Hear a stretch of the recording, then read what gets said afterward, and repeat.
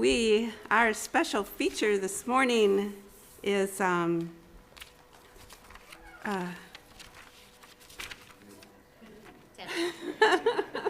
been called lots of things, but Tabitha's my name.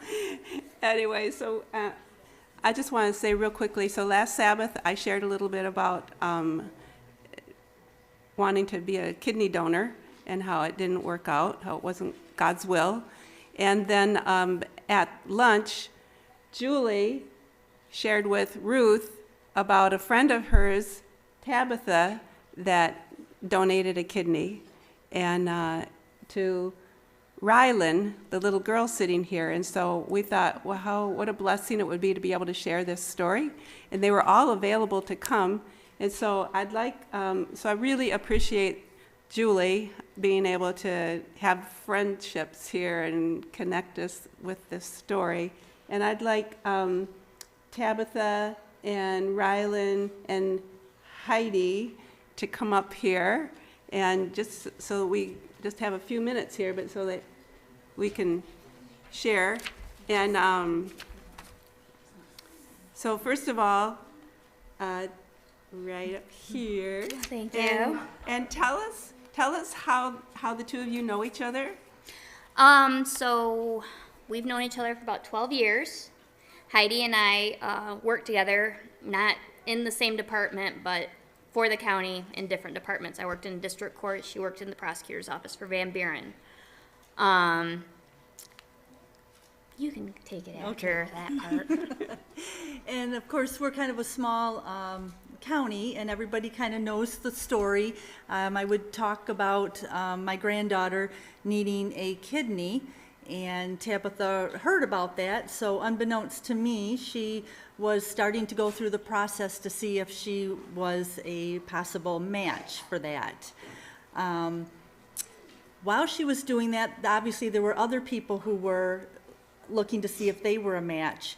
We did find a donor that we started with, but Rylan ran into a lot of issues. And so instead of her receiving her kidney in the first few months of being born, it took actually 3.5 years.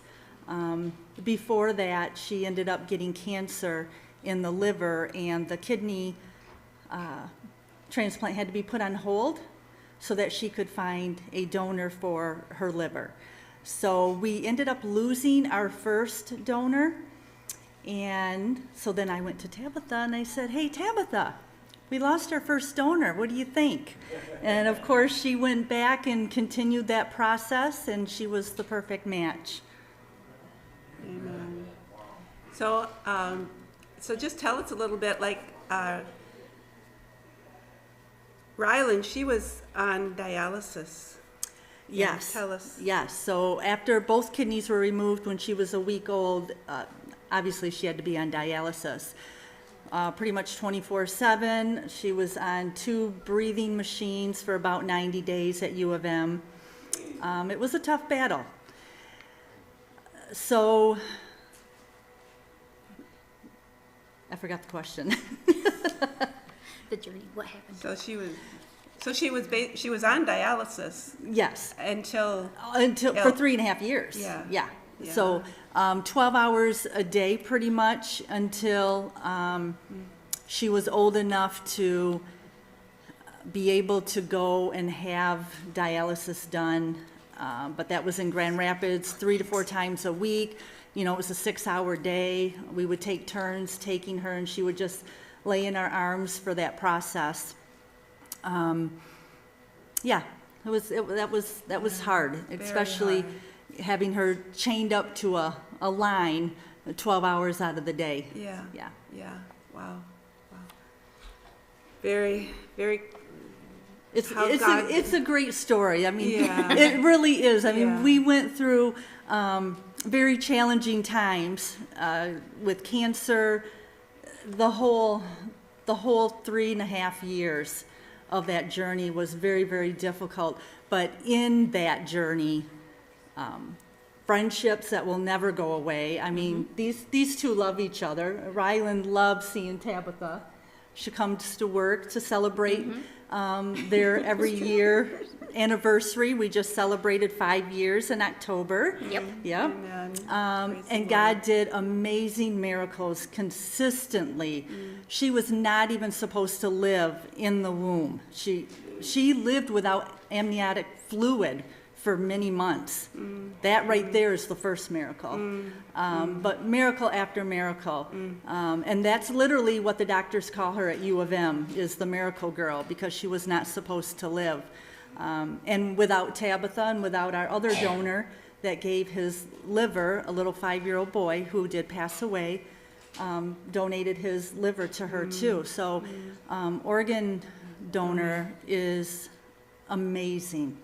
And as she can tell you, it's not that bad. No. Yeah. No. Tell us. So you go through a series of tests that take virtually a few months. I mean, you get over your fear of needles pretty quick. Just think of the greater good. And then you have your date.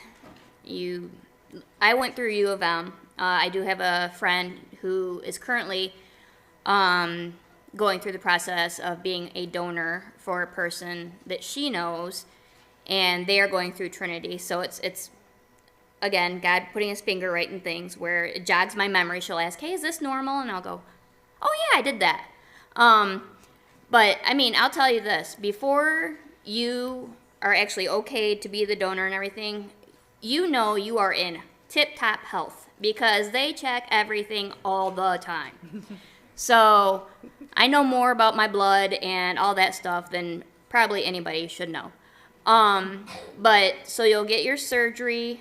The person that's donating, you know, yeah, you're like, I was on bed rest for a little while and I lived that up.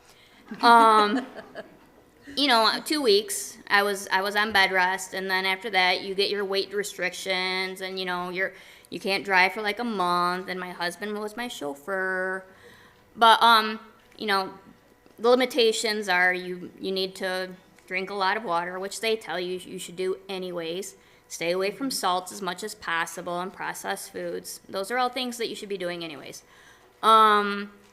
And then after that, I had, you know, I think it was a 6-week checkup, a 6-month checkup, a 1-year checkup, and a 2-year checkup. And then after that, I mean, resume as normal. You're a normal person.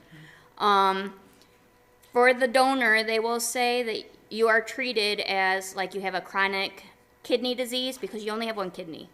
But the good news is if you ever need a kidney, you're moved to the top of the list for your good deed. Yes. So that's also a good thing to know. I don't know of any other questions. Thank you so much. And Rylan, come on up here. Here's our little princess and how God saved her life through Yes. people. And tell us, Rylan, tell us something that you love to do. Something you enjoy. Playing soccer. Playing soccer. Oh my, that takes a lot of energy, doesn't it? A lot of strength. Yep. God has made you into a very strong little girl. Yes. He loves you very much. Yes. Yeah. So I just want to thank these folks to come really at the last minute, and what a blessing it's been. So thank you. Yes. Thank you. Rylan's 8. Yep. She'll be 9 in January.